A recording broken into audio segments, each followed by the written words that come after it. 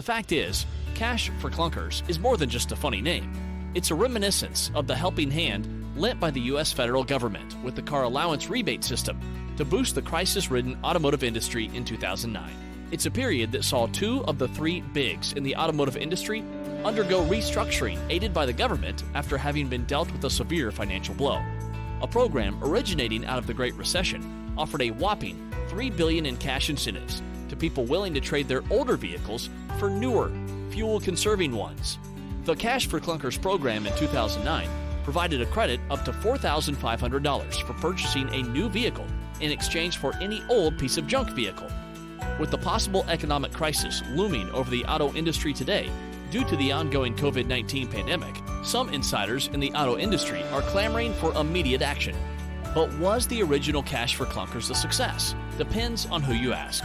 Those who believed it was successful point to the total number of vehicles sold and the estimated environmental impact on the vehicles removed.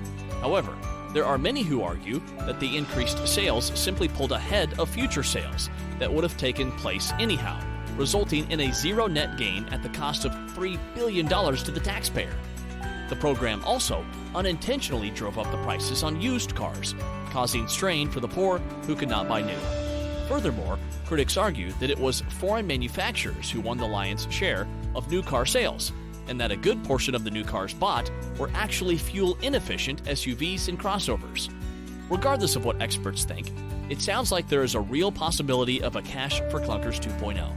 According to a recent review by the Motor Trend, an enactment of a similar policy is in the cards and could have an even bigger impact, surpassing the $14 billion in vehicle sales stimulated by the first Cash for Clunkers effort. Another analysis by Morgan Stanley points to a similar stimulus that could extend even longer this time and could generate a whopping $50 billion in auto industry transactions within a time frame of 6 months beginning this fall. So, are we in for a Cash for Clunkers 2.0?